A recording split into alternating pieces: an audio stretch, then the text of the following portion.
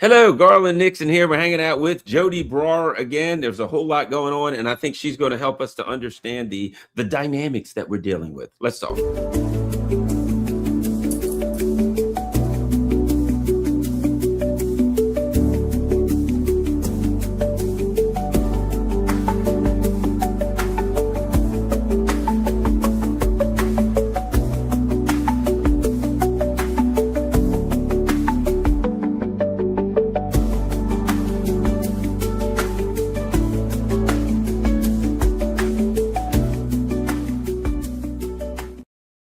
Hello, Garland Nixon here, and we are once again, now that I'm kind of settled back in and not traveling any like I was and all that stuff, we can settle down and get to one of our favorite guests, if not our favorite guest, probably our favorites, I think, Joti Brar.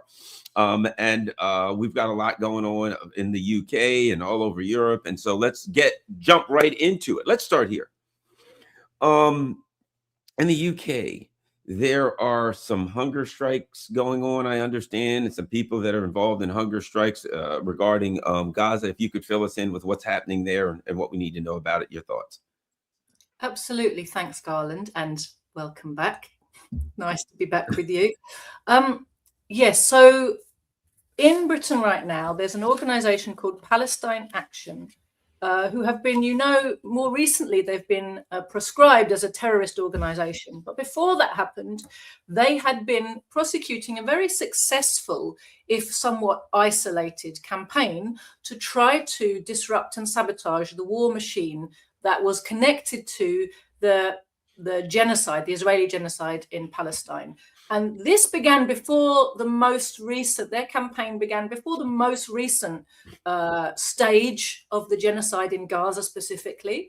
It actually began quite a few years ago, and it's been kind of long running, ongoing. And their particular target was the Israeli arms manufacturer Elbit, and they advertised themselves as being at the heart of the Israeli defense forces, i.e. very much at the heart of the criminal war regime of the Zionists. And they have a lot of operations and subcontractors and direct contractors in Britain, on British soil. They've got a big research department up in Filton, which is just up the road from where I am in Bristol. Bristol is a town that's at the centre of the British aerospace industry. And that means, of course, it's at the centre of British arms industry as well. And up the road in Filton, which was a RAF air base in World War II, and that's how it kind of grew into this big kind of base for air industry and then arms industry. Up the road in Filton, Elbit had a big research and development institute, and some Palestine Action activists broke in and did some damage to that institute, and clearly upset Elbit very much, because there were 4 rounds of late night kind of dawn raid arrests by counter-terrorism police of people they allege were involved. Now, bear in mind, this has not been to court yet. These were not people who were caught in the act. Many of these people who are in prison are accused only of being involved in this act. They were arrested by counter-terrorism police. And I know, because it happened to my comrades, what that means. That means like half a dozen or a dozen or more armed police will come and bash down your door and raid your house and turf all your family into the street and seize all your stuff. It's a hardcore raid, right? Middle of the night, and they'll abuse your family. So they took these people away using that kind of force and put them on remand in prison awaiting trial. Now, those arrests were made in the autumn of 2024. None of these people and they're 24 people, so they're called the Filton 24. 24 of these accused are being held on remand. Some of them started to have some court dates, but most of them don't have a court date set until the middle of next year. So that's 1.5 years worth of being held. Now, they're not being charged on terrorism offences. Bear in mind, when they performed their direct action of sabotage of a part of the Israeli war machine, it was before Palestine Action was proscribed as a terrorist organisation. right? So it was a direct action group committed to non-violence. Right? They never hurt anybody, never attacked anybody. They have, you know, the most you could accuse them of is criminal damage, right? And in fact, the charges against the Filton 24 are not terrorism charges. They're like criminal damage charges, but a lot of them are being treated in prison as if they were terrorists. They're talked to and abused by the prison staff as if they're terrorists. And of course, partly that's being kind of justified by the fact that the group has, since they were arrested, been proscribed and described as a terrorist organization. But so you have this ongoing situation. They're being held in very bad conditions. Many of them have been moved away from their family and friends, away from where they were originally held, you know, held separately without proper access to their lawyers. Remember, they haven't been convicted of anything yet. Right? So it's really an absolute travesty, the way they're being treated. There's every reason to suppose that the delay in bringing some of them to trial is to do with the fact that at the same time, we have this ongoing process whereby our government is trying to remove the right to a jury trial for something like 3/4 of the cases that would otherwise get a jury. And I don't think, and my party doesn't think, that this is a coincidence. We think this is very much aimed at our movement. The justification the government is using for getting rid of jury trials is, oh, we've got this massive backlog of cases and it would speed things up.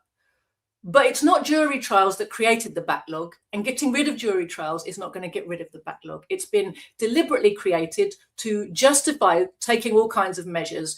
A lot of it stems from COVID, but it also stems from chronic underfunding, which is the same problem you have in every branch of the state apparatus and the social services, whatever. Every part of, you know, the state machinery that delivers something to ordinary working class people has had chronic underfunding. And part of that is to create a justification for privatizing things.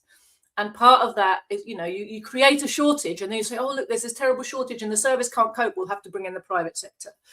And part of it, like I say, in the justice system, so-called, a very big part of it is to justify then bringing in measures that would otherwise be massively unpopular and say, oh, well, you know, we don't want to do this, but, you know, we've got to have common sense. Drastic measures are needed. We're in this drastic situation. And they do this classic thing. It's a bit like, you know, when capitalists want to protect the stock market, they always talk about the little old lady who's invested her pension, right? Like that's who they care about protecting, right? That's not the main person who's on the stock market, right? But that's the case they always hold up to you. So when it comes to the media discussion about the possibility of ending jury trials, and it seems like they're fast tracking this debate and it could be made law very quickly, the discussion is all around, well, isn't it awful that victims of rape and sexual abuse are waiting too long to get justice? And this is really unfair on those people. And this is, so all the discussion is framed around, you know, these cases, which have always had problems going, you know, mainly due to police culture and nothing to do with backlogs, right? And a general social culture, right? But that's gone back all the way through, you know, the justice system's history. It's not a new problem. But it's, you know, it's the way that the narrative is being framed to try to make people feel like, oh, we're not trying to attack anybody's civil liberties. It's just for, you know, practical reasons. We've just, you know, we're in this difficult situation, or we don't know how it happened, but we're going to have to do something. Something must be done. Oh, look, this is what we're going to do. We're just doing it for your best interests and because we really care about these women. Right? But actually, it's about, you know, the attack is on the working class movement. The attack is on the organized working class. The fact is that when people take action for reasons of conscience in the interests of wider humanity, even if technically they've broken the law, and let's remember that there's very often a conflict, certainly there is in our country, a conflict between national law and international law. And when you have protesters who are able to argue those points, number one, it's in the wider interest of humanity. Number two, I was following my conscience and not just, wanton criminality. Number three, international law and national law say different things about this. In the majority of cases, the jury will acquit. They will not send down and find guilty defendants who are accused of crimes when they can argue those points. And of course, the Palestine Action activists knew that when they undertook their action. So did the government. We see now from leaked papers that the government's been on a long 2, 3 years, 4 years crusade, working hand in hand with the Israeli embassy and Elbit's management to try to, and their own lawyers, to try to work out how to stop the campaign against Elbit. So there are two things we see from this. Number one, the total complicity of all our governments, Tory and Labour, with the Zionist machinery. And of course, it's not surprising when you understand that they all work for Anglo-American imperialism, right? But they've been conspiring together to try to work out how to stop these attacks on Elbit, which were getting in the way of Elbit's ability to reliably deliver both to the Israeli armed forces and to the British armed forces, right? Elbit is up for a massive contract with the British Army worth more than 2 billion over several years to be involved in some kind of retraining exercise for the whole British Army armed forces. And all 12 of them? They're quite clearly the preferred supplier, right? There was even an announcement on the Elbit website that made it look like they've been given the contract, although from what I'm not totally up to date, but the last thing I saw, it was all kind of very coy and nobody was quite admitting that Elbit have been given it, but they're definitely they're the preferred supplier, let's put it that way. Reading between the lines of various press releases and things that government ministers and all the rest of it have been saying. But this constant sabotage and attention of the Palestine Solidarity activists is a problem that needs to be dealt with, right, and got rid of. And, as we go into a period where more protest and more working class people are going to be more angry about their conditions, about the wars, about austerity, about all the things that are being done to them and by their government in their name, you can see that the ruling class wants to have more powers to shut down protest and shut down, imprison and criminalize people who are guilty only really of trying to defend the working class and defend the oppressed around the world and stop the war machine, stop war crimes that, our tax money goes to pay for and our governments are all complicit in. So this is basically, sorry to kind of put the big picture, but this is what's going on. There's 24 prisoners who are on remand waiting for their trials, as I said.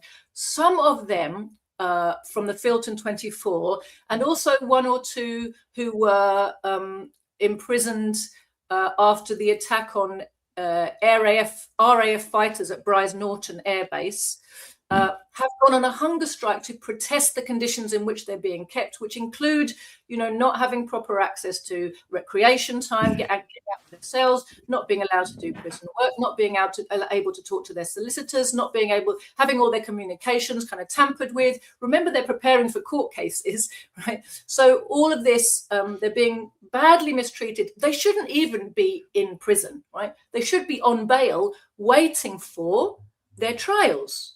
Why on earth are they in prison being treated like criminals, kind of indefinitely waiting for court cases while the government kind of tries to get its ducks in a row so they can get some convictions by getting rid of jury trials? That's basically the big picture. There have been as many as 8 on hunger strike. I believe that 2 of them may have stopped their strikes now, but the 2 young ladies who've been on hunger strike for the longest, and one of them I think is still a teenager, right, have been on hunger strike for 7.5 weeks, more than 50 days. Okay, so they are now in a critical condition. And our media, Garland, is saying nothing. there's been like one article in the Guardian, one article in the Telegraph, like online, you know, buried in a corner. Basically blanket non-coverage of this event, so people don't understand what the issue is, who these people are, why, you know, why they're striking. It's been very interesting to see a lot of solidarity coming, not of course from Palestinians who understand what it is to be imprisoned for crimes of conscience or politics, but also from the Irish community. And you know that in 1981, we had a huge hunger strike of Irish prisoners of war in the north of Ireland, and 10 of those died during that hunger strike when they were fighting for the right to be recognized as political prisoners. But very same kind of measures that were used to try to suppress the national liberation struggle of the Irish they're trying to bring them into mainstream British courts. So we used to call it the diplock system. And it was the special courts they had for terrorism offences in the north of Ireland. They still exist, actually. And that's what they're trying to bring over here, because it was basically one judge, no jury, fast track, get someone arrested, get them put in front of a judge. Judge says guilty, 20 years, see you later, right? And the struggle in the prisons then became a major part of the liberation struggle generally, a big front of the struggle, which was what led to the hunger strikes. There were several waves, different times of hunger strikes, but the one that's most famous is the ones in 1981. And that was where, if you've heard of Bobby Sands, Yep. Yes.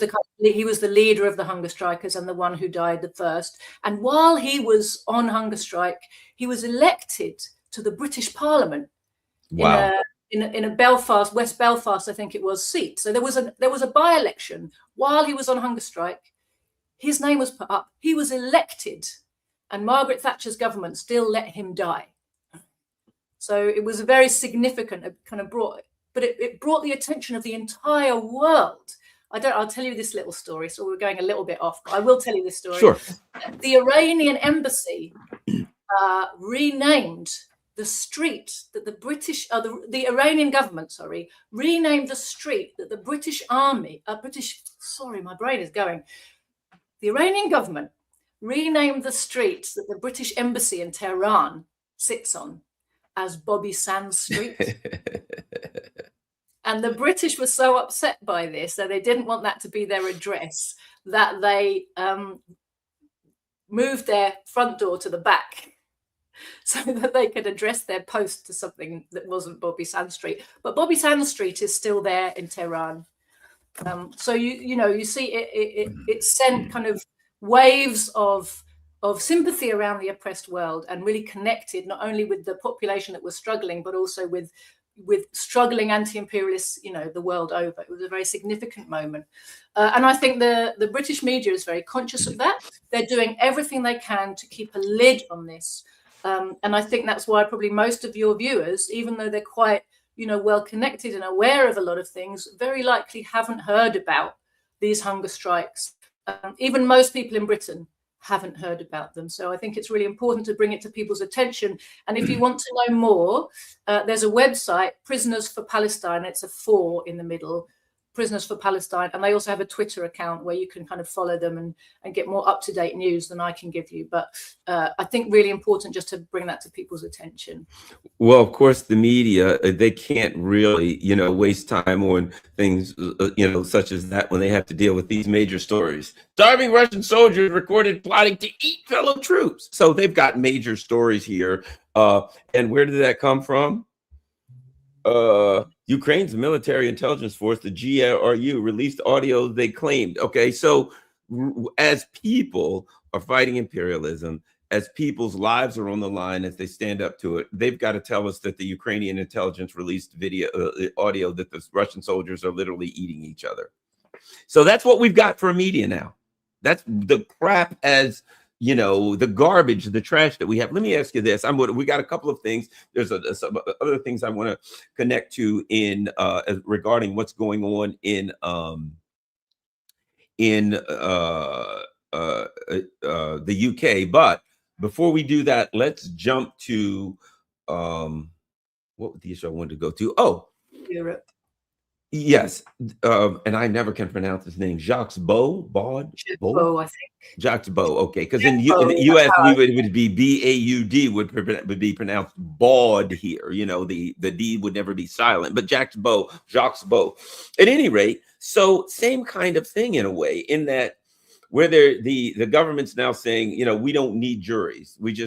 The government will say you're accused of a crime, and then a government official, a judge, will then make the decision. The people have no input. Jaques Baud, a man of, I mean, you know, just impeccable background and dignity and respect everywhere, did everything he could to make sure that he was as reasonable and fair as possible. I heard an interview with him, and he was talking about, well, I was asked to go on Russian media. I said, no, I won't do that. I was asked to do a lot of things. Nah, I'm going to keep this professional, and I just want to be an unbiased observer here and a professional, use professional analysis. Did him no good. It did him no good. The European Union, EU, woke up one day and said, you know what, this guy's officially now going to be sanctioned. If you read the sanctions, it's really weird because, let's see, I really should read that because it is so absurd and so broad that it doesn't make sense. If you read it, let's see. Let me read this. Jaques Baud, a former Swiss Army colonel and strategic analyst, is a regular guest on pro-Russian television. He's never been on any Russian TV programs ever. And radio programs. Pro-Russian. What does that even mean? No definition there. He acts as a mouthpiece for pro-Russian propaganda. Well, wait a minute. A mouthpiece. So now you have like turned pro-Russian propaganda into like a person? If he's acting for a mouthpiece for pro-Russian propaganda, even that, I mean, grammatically speaking, pro-Russian propaganda has to be like a living person or a group or organization, and makes conspiracy theories, okay? For example, accusing Ukraine of orchestrating its own invasion in order to join NATO. What they mean by that is Alexei Arestovich, who is a former high-ranking Ukrainian official, said exactly that. He said, yes, you know, we'd like to join NATO, and the price is a big war with Russia that'll probably be starting around 2021 or 2022. That's what he said as a Ukrainian official. Jaques Baud said, you know, here's what Alexei Arestovich said, and repeated the quote verbatim.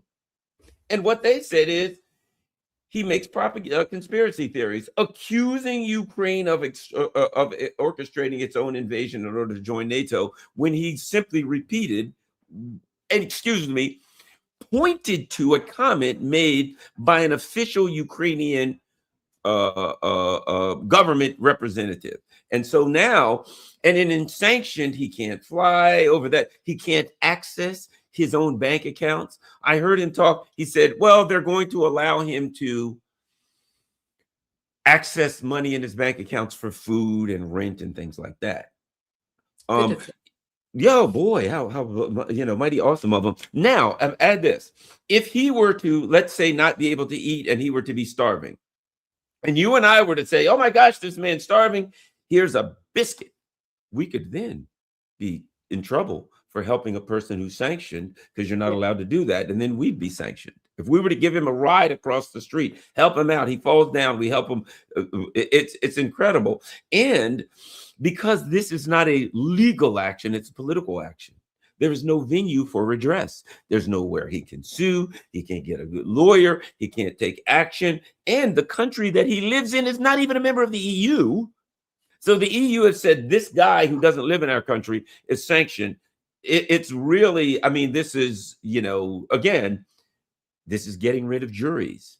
This is blowing up boats and saying that person is a drug dealer on the boat, and I'm just going to blow up the boat and kill everybody. This is the imperialists saying, we're desperate, so we'll do anything we want. And we can't possibly leave an avenue for people to take legal action to dispute our actions. Joti. Thanks, Garland. And don't we just see how how it's destroyed our ability to think, like living in a world of Hollywood movie scripts, right? We've watched so many flipping movies of good guys versus bad guys that they, you know, every basis of genuine civil liberties and rule of law is ripped up in front of our faces with a narrative that goes good guys, bad guys, and we go, oh yeah, well, good guys, bad guys. I mean, it's real insanity for people who actually understand the implications. The shame of it is that the low level of culture that is pumped into the minds of most of us that stops us from being able to recognize or understand the significance and stops us from feeling able to motivate ourselves to do something. We're just going to go, oh, good guys, bad guys, or we go, oh, well, they're in charge. Isn't it interesting that Jaques Baud is being targeted, criminalized, as you say, outside of any criminal process, right? No judge, but yet he's convicted, right? No jury, no case, no prosecution, no process by which he can see the evidence against him and he can present his own evidence and he can appeal the judgment. No, the judgment is made by a group that has no jurisdiction over any aspect of his life or activities, right? And again, following in the footsteps of the great US of A, right? Because hasn't the USA been taking unilateral coercive measures against countries and people that do not come under its jurisdiction in any way for decades? And hasn't that been getting worse as their position as the great global hegemon gets more precarious? Aren't they leaning more and more heavily into trying to control everybody by force without any kind of pretense at a process? As you said, you know, judge, jury, and executioner on fishermen in the Caribbean. And, you know, it's enough, apparently, to just go to the cameras and say, he was a drug dealer. So then it's okay that I blew him up, you know, and I don't have to show you the evidence. And he doesn't have the right to see the evidence or go in a court of law and, you know, show his counter evidence, none of that.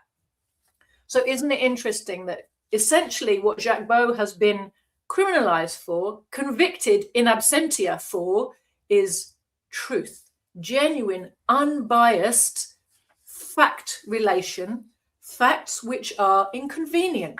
What's inconvenient about the facts that someone like Jaques Baud propagates? They contradict the official truth, right? We now have this weird world of official truth versus truth.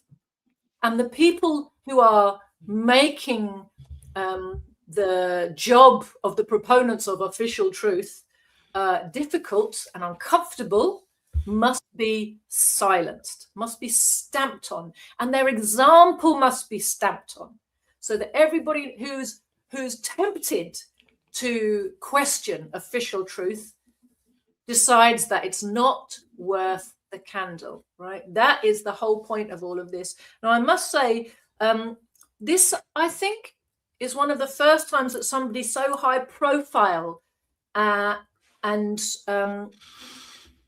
obviously for people who know his work, like not a biased person, not, just literally using his experience and his internal sense of principles and honor and commitment to reality to say what he thinks needs to be said, to have been targeted this way in Europe. For example, we had a case in Britain some years ago, and there's some stories about his case on my website, thecommunists.org, and you can find his information generally on the internet. So a reporter called Graham Phillips, who went just as an independent journalist to the Donbass and was targeted in just the same way by just the same sort of non-legal process by the British government, who basically non-personed him. We may have talked about him in one of our previous chats. Yes. Garland. So they non-personed him, remember that? And there was no outcry by anybody. You know, where was the trade union movement? Where was the National Union of Journalists? Where was the anti-war movement? Where was the Palestine? You know, none of these movements had anything to say because they're busy standing with Ukraine, which means standing with the official truth, which means not coming to the defense of somebody who is literally just doing their job. Even all the civil liberties organizations had nothing to say to it, right? But this guy was picked on because he was small and isolated, didn't have a big movement behind him. But of course, it sets the precedent. And as you said, there's no process, which means there's therefore no appeal process, right? You literally have to sort of harass the Houses of Parliament and see if anybody will pay any attention to you. And of course, if they don't want to, they won't. And it's all very much redolent of 1984, isn't it? You know, I am absolutely not a fan of George Orwell. In fact, if anybody wants to, if you look on the internet for Joti Brar, George Orwell, you will find the first presentation I ever wrote in the 1990s was a diatribe against George Orwell, the anti-communist and state informer. But 1984 was a book that was always held up to us as democracy versus totalitarianism. And of course, we were led to understand that democracy means us and totalitarianism means those awful commies, right? But in fact, 1984 now reads very much like a description of the society that the lovely democratic West is building for us all to live in, doesn't it? Complete with the Ministry of Truth, you know, and the newspeak and doublethink and all of this, you know, what appeared to people sort of 50 years ago as kind of extreme and impossible to imagine, all feels quite tangible and almost real right now. And just on the last point regarding Jaques Baud, when they're saying that it's a conspiracy theory to say that Ukraine organized its own invasion, the truth is that it was indeed the NATO side that planned, prepared, and precipitated this war. The problem, of course, is that the Western media, imperialist media, insist on referring to it as if it's a war between Ukraine and Russia, when, of course, it's a war between the collective West, NATO powers, US-led NATO bloc, and Russia. And when you understand that, and you say who started it, it's much easier to see, you know, look back in history, all of the steps that led up to it, that of course it was NATO that planned and precipitated and wanted this war. Hence, Mr. Arestovich saying, oh, we're going to have a war, because he would have been part of all the preparations they were making. He knew damn well what was happening. He was part of turning the Ukrainian armed forces into NATO's biggest army. He was part of building all of the trenches and defense lines across NATO. What were they preparing for? You know, they were preparing for a war. Why? Because they were intent on starting one. That was Ukraine's job, to be NATO's battering ram to try to destroy Russia. There's no conspiracy theory about that. There's a huge body of evidence for anybody who wants to go and find it. Well, absolutely, 100%. So we will keep an eye on that. But there are other things, and which is absolutely terrible. And of course, there's the chilling effect, because I guarantee you that everyone in Europe who does online stuff, who are looking at it, saying, "Uh-oh, I think they're coming after all of us," and we shall see what happens next. But I mean, if you can't repeat what a Ukrainian official said, and they just say, well, we're going to ignore the fact that it came from a Ukrainian official. In fact, the Ukrainian official is allowed to say that. Ukraine's not a part of the EU. So a Ukrainian official is allowed to say that, and we won't take any action against it. But if a person who is in the EU says it, and points to the Ukrainian official as this is their quote, then you will be punished. It's interesting. We'll keep an eye on that. And let's hope it doesn't spread, but I suspect it will. Anyway, let's move on. This is something that's important. So in the US, we've got this thing called the No Kings protest. And I keep saying, well, we don't have a king, so this is an easy one, right? And that, which makes it perfect.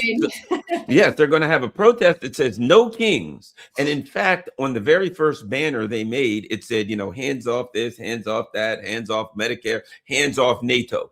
It literally, on their placard, it said, "Hands off NATO." Now, you may be suspicious because the two founders, arch-Zionist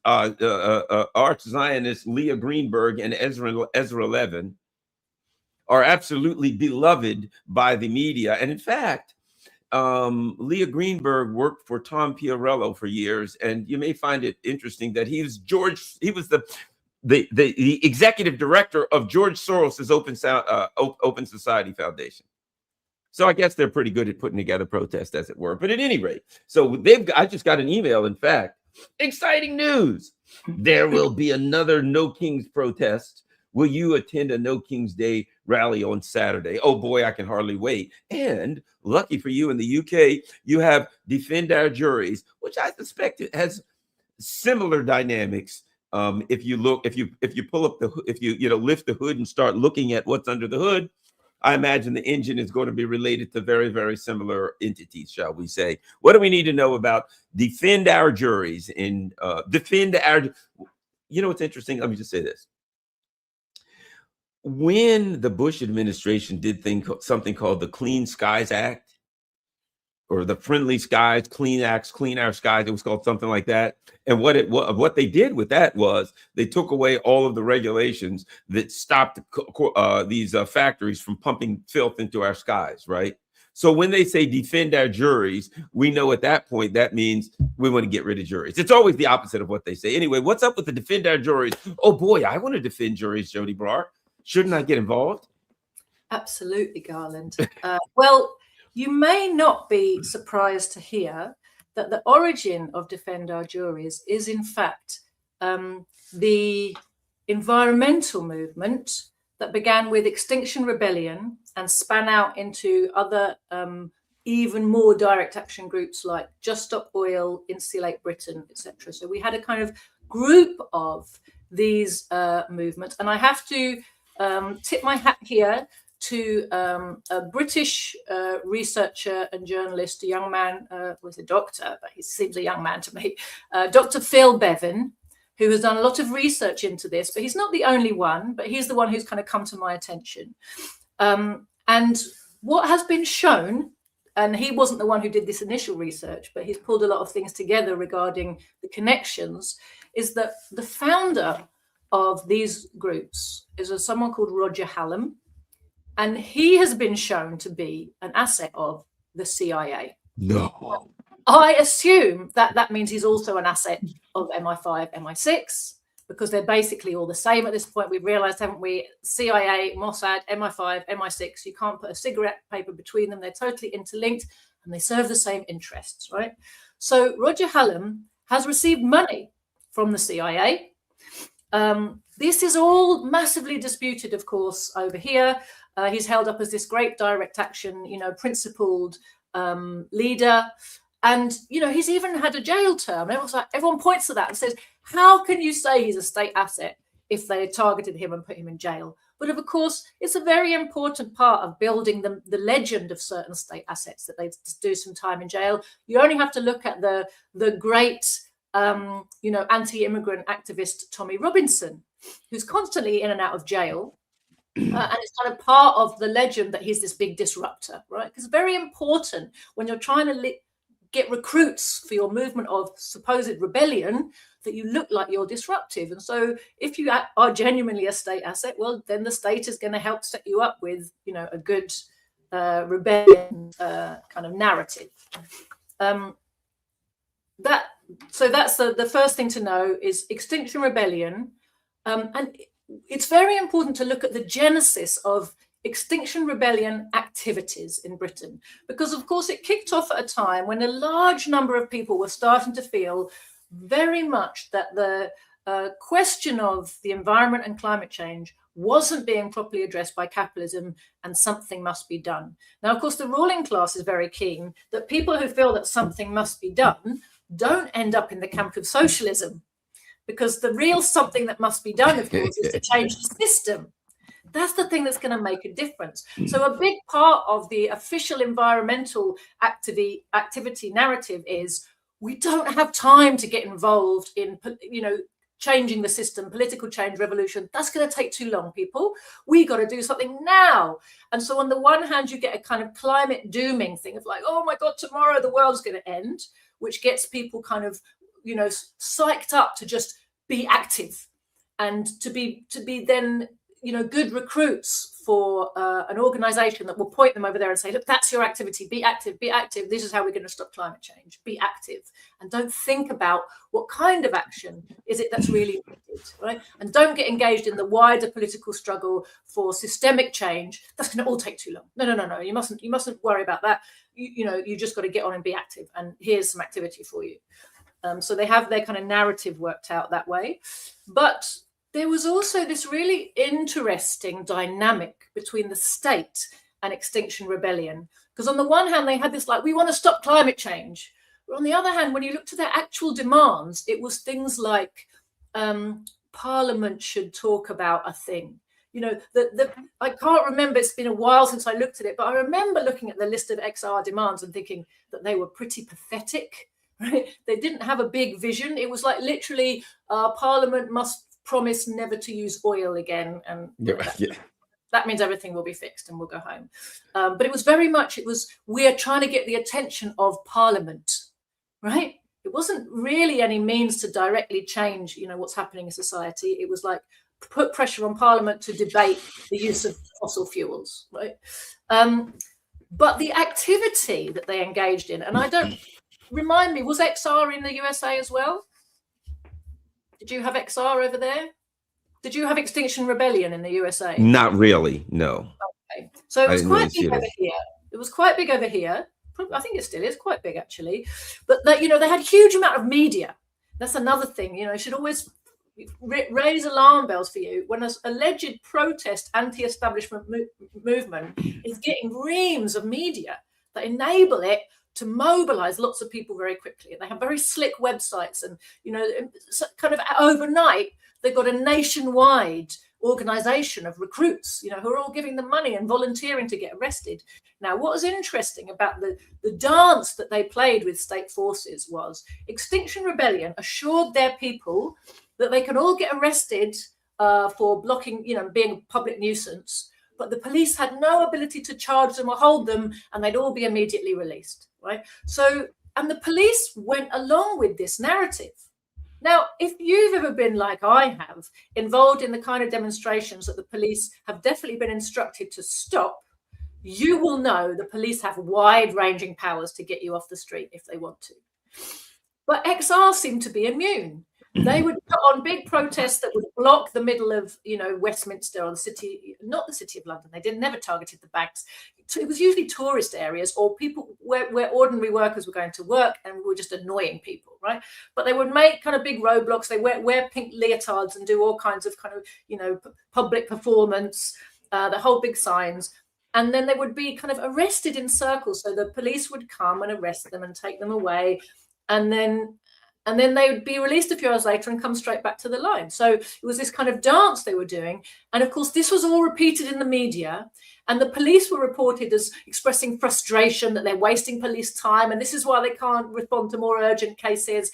And, you know, the problem is we just don't have enough powers, Garland. Now you understand where this is going now, right? We just don't have the power to stop these annoying pink leotard wearing idiots and not getting in the way of your day. Now, two things happened out of all of this. Number one was a whole load of British people decided that actually the climate narrative was just bullshit. Right? The whole thing was crap and there's nothing wrong with the environment, and just carry on, just go fracking and stop talking shit. You know, it became like a culture wars issue. You know, the climate, it stopped being something you could have a sensible conversation about and became either you support these people in pink leotards or you agree that it's all bullshit. And the bit in the middle, when you say, well, I think that there is something we need to be dealing with, but this is not the way to deal with it, that space disappeared, right?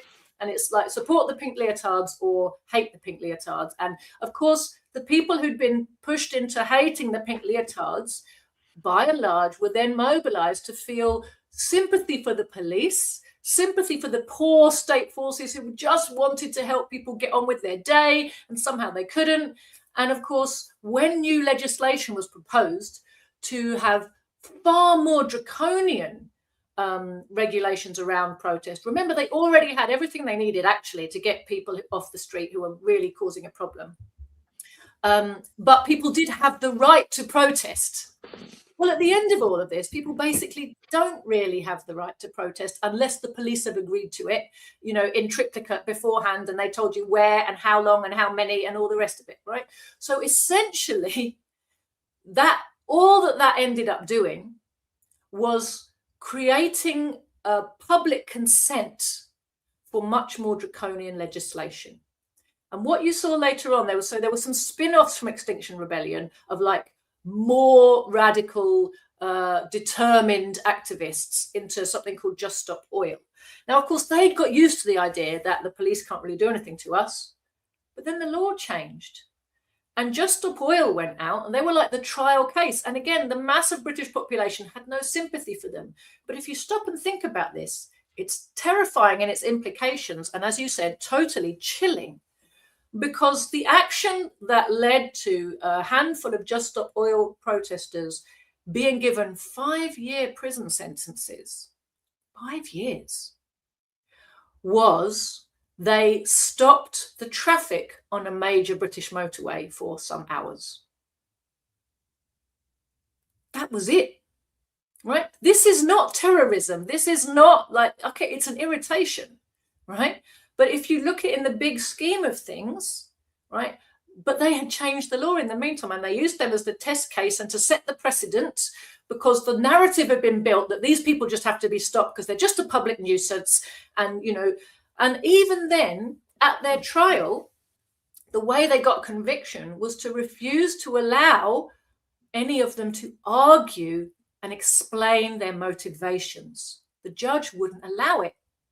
Because in other similar cases, like with Palestine Action, when people can kind of explain, you know, I've done it because I really believe that the planet's in danger and I have to do something urgently and I want to get people's attention, and, you know, then they will look much more favorably on the defendants.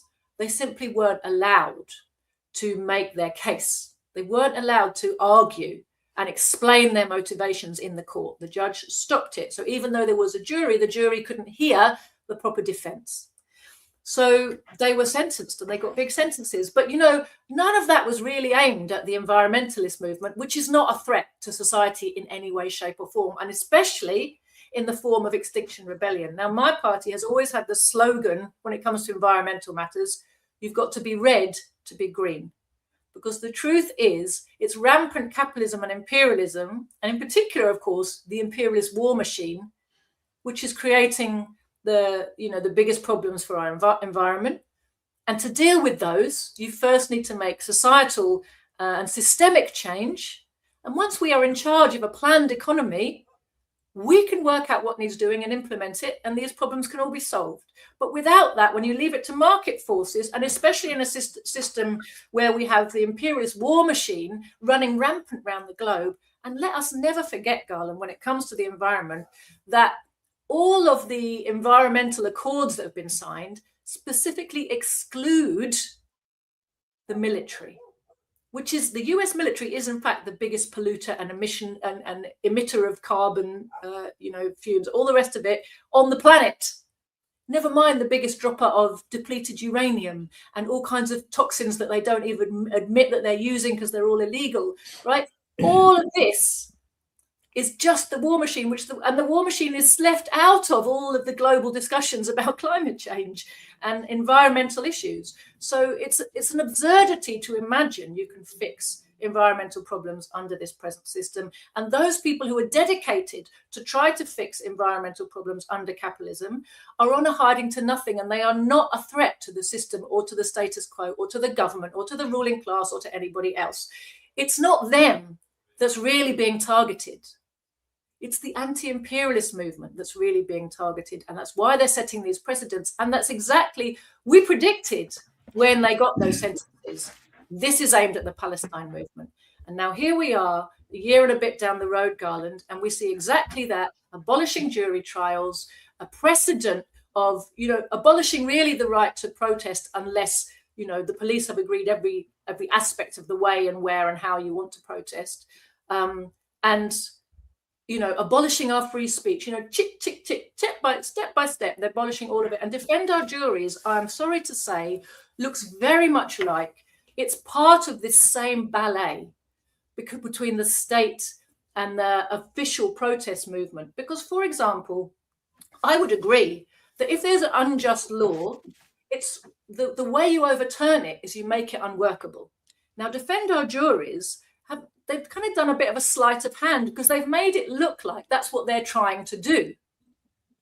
But in fact, they have done it on a scale that the police are quite happy with.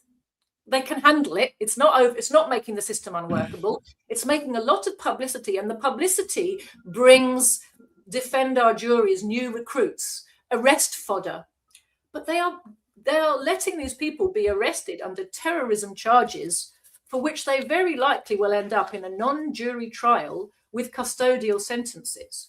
What they are not doing is plugging into the wider trade union movement, which is what is really required to build a mass movement to make something unworkable.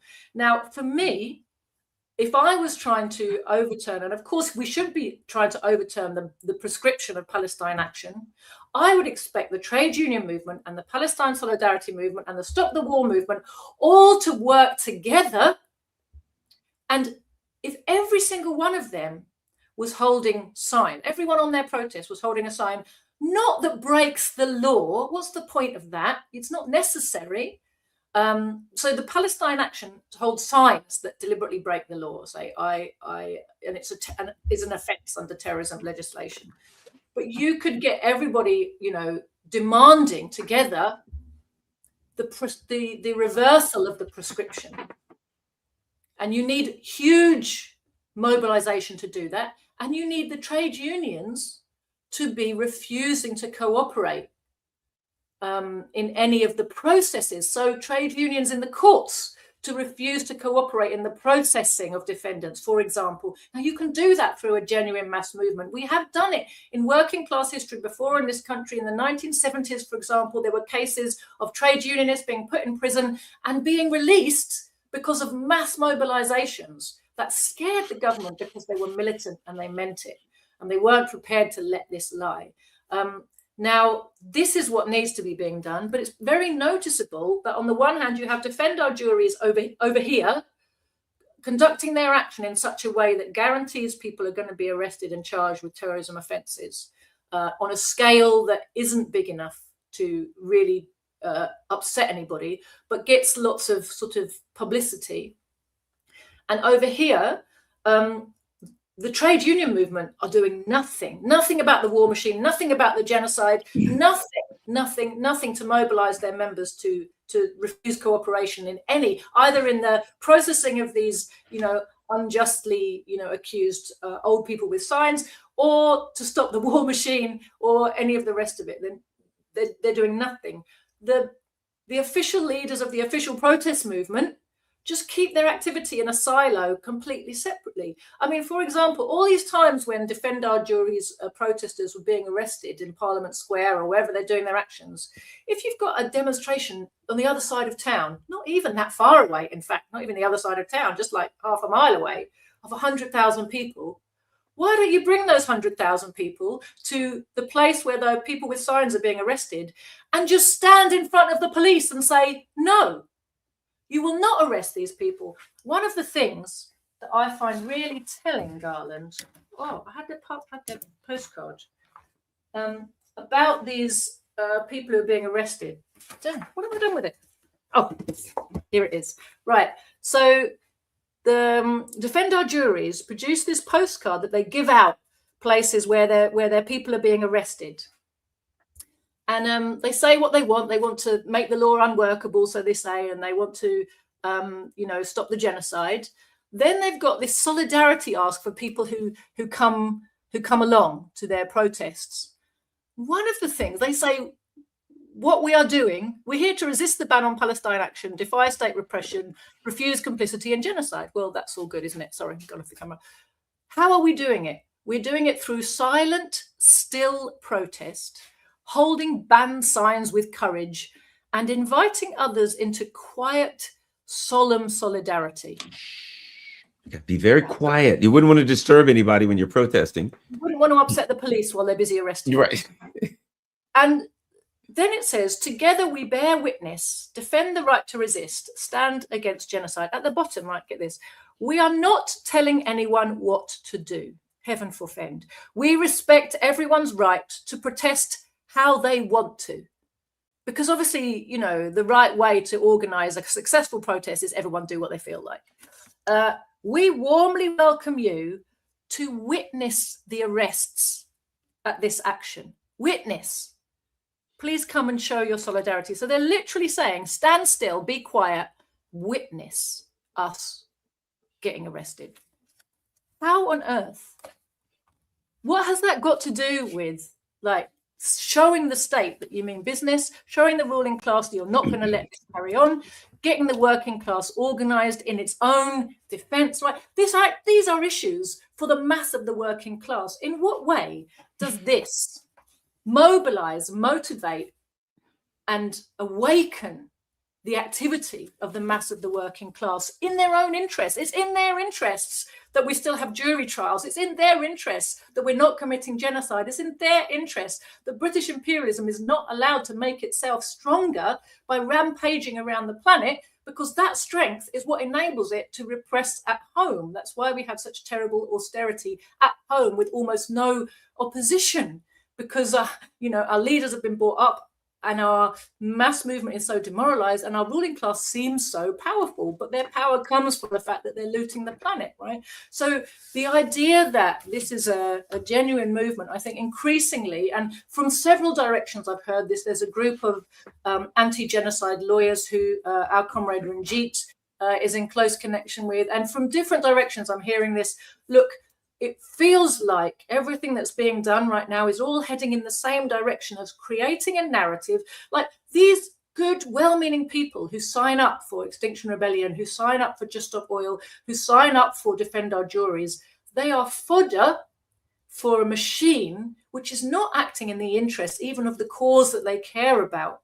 It's basically using them to create a narrative of and opposition and stop there being kind of to first of all, to identify all the people who are prepared to really put their necks on the line. Now there's a nice database of all those people, you know, who are up for going to prison for a cause. Identify themselves and either be imprisoned and criminalized or just be, you know, have a good eye kept on them. So it's a machinery for catching a whole load of people who might otherwise be useful to the movement. It's a mechanism for separating them from the really mass Palestine solidarity movement, which it's been artificially kept separate. It's the same thing that made me so cross with Palestine Action's campaign generally. I always felt the whole way through their activity, Garland, that their organization, while the individuals are heroic and are doing their best to do the right thing, it felt always to me like the act of desperation of people who've given up expecting anything from the broad mass movement because of how crap the leadership is. And it's a kind of despairing act that, you know, we can't allow ourselves to fall into, because what we need is to demand mass action. And we have to be working to make that happen, because that's the only way to really stop these things. And what made me, you know, even more cross was, okay, once Palestine Action was going and they were doing these things, the broader Palestine solidarity movement needed to get behind them and support them, and the trade union movement needed to be giving support to them and needed to be replacing their individual activities with mass activities, because the mass action of the working class refusing to cooperate with the war machine really can bring it to its knees. And this sacrifice of individuals, you know, into prison is wholly unnecessary and doesn't in the end do the job we want done. The best thing it could do is spark the consciences of the broader masses that they've got to get involved, but we've got to get involved as a mass and not as individuals, Garland. And for me, that's really the big lesson of all of this. Well, let me just show you this before we go. Unlike you guys, we have a real, honest to goodness, genuine, no kings. Look at this. Joti, you're going to love this. It's for people who really want to see the right thing. No throne. This is what they're standing up for. And the people all over must come out. And here's the movement. No thrones, no crowns, no kings. America has no kings, and the power belongs to the people. I'm not sure what that means. Now, if you go down this well-funded thing run by Leah Greenberg and Ezra Levin, arch Zionists, you'll get to the bottom and you'll see the power belongs to the people. But there's something even more important. And this is the tell, as they say. Why we wear yellow. Hong Kong. Protesters carry yellow umbrellas as acts of protest, turning an everyday object into a vivid icon of peaceful resistance against violence and suppression. First of all, the Hong Kong protests were not peaceful. They were funded, attended, and organized by the U.S. embassy and the British embassies in Hong Kong to try to disrupt the Chinese government. How about this? Asia. Yellow ribbons became emblems of hope, accountability, and systemic reform after South Korea's seawall ferry tragedy. I don't know what that means. But last but not least, here's the big one. Eastern Ukraine. The yellow ribbon movement reclaimed the color as a signal of resistance and national self-determination amid invasion. So no crowns. Isn't that great? So they tell us now that we've got to do what the CIA MI6 puppets did in Ukraine that got them smashed to pieces, what the MI6 CIA puppets did in Hong Kong. Why did we do this? At least they were honest. Why did we do this? Well, we're the CIA and MI6, and we do it everywhere else in the world. Join us for this too. It becomes so clear and obvious. And these are the people that literally on their first placard, the middle of it said, hands off NATO. You know, it's really, I think it's good that we end on this, Garland, this lumping together of things which are genuinely progressive and will get mass support and will seem to most people like no-brainers, and sticking in the middle of it your real program, and thinking that by kind of hiding it in there, you make it look as if that's also a kind of no-brainer. No, it's another one of our no-brainer popular, democratic demands. And in the interests of ordinary working people. So lumping together progressive causes with causes that are the real purpose of the organization and are in the interest of the ruling class is a kind of classic trick, isn't it? As is giving lots of media attention so they get lots of recruits. When it comes to those three yellow ribbon demands, what was interesting to me is there was a kind of shit sandwich in reverse, because actually the one in the middle is a genuine progressive demand of the South Korean working class movement. But the ones on either side are very much fake progressive demands presented as progressive by the imperialist narratives. And we've seen something very similar with Palestine solidarity activity all around the West, haven't we? The way that all kinds of, so for example, lots and lots of Trotskyist organizations, who I have to say, when I was young, were very sniffy about Palestine because they were like, oh, well, the PLO and Yasser Arafat, they're bourgeois, we can't side with them. And you still find one or two extreme Trot organizations who kind of stick to this narrative that says, Israel is important for Jews in the world, and there's still a group in Britain that sells a book along the lines of the importance of the Jewish state and all this nonsense. So that used to be the kind of traditional Trotskyist position, was like Palestinian and Israeli workers should just get together and get rid of all of the evil bourgeois on both sides. So refusing to understand or accept or make an analysis of imperialism and the roots of the problems. But what we've seen with a lot of organizations recently is because amongst progressive people, amongst the kind of more aware section of the working class, there's a general acceptance of the fact that the Palestinian people's cause is just, that they're facing a genocidal racist regime that should be, and Zionism should be stopped. So there's this kind of jumping on the bandwagon to kind of get your brownie points that you oppose the genocide in Palestine, but then immediately lumping it together with standing with Ukraine and standing with the Uyghurs, and, you know, so mixing a whole bunch of imperialist lies and finding a way to package that up. It reminds me a little bit. Do you remember, just saying package made me think of it. Do you remember at the time of the 2007-8 bank crashes, financial market meltdowns, that we were told that the proximate cause of the collapse of the meltdown at that time was something called CDOs, collateralized debt obligations. Do you remember that? They had these special financial instruments which the whiz kids of the stock markets in the cities had come up with, thinking that they'd found this brilliant way to mitigate all risk. But in fact, what they'd done was spread risk and make it endemic. So it was everywhere, and bad debt was inside every good debt, and stuff that was labeled as A++ and the safe bet had in the middle of it really bad debt, right? And so thinking that they'd spread the risk, they'd actually just made it endemic.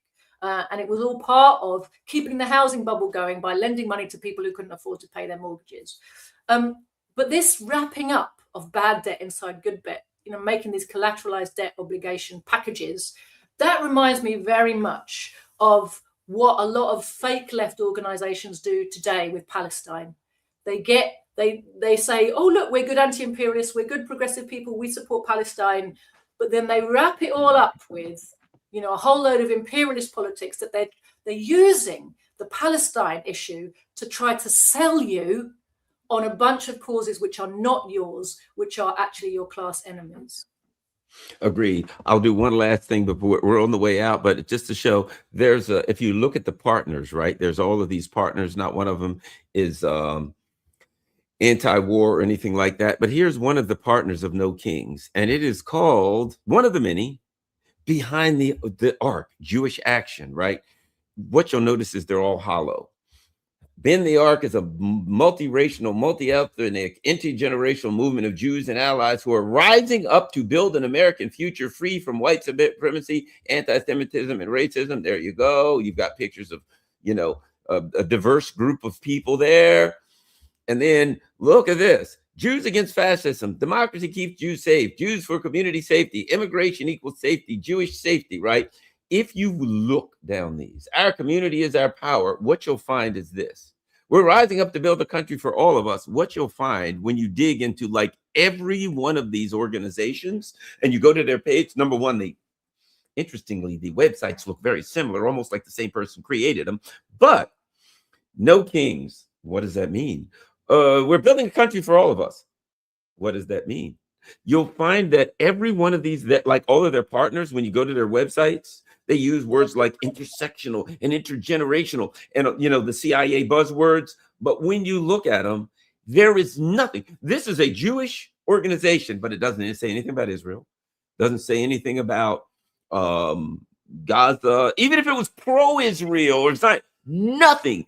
Every one of these things that these websites are 100% hollow with some weird hollow rhetoric. And if you look at it, you're like, well, if I were to support this organization, what would I do?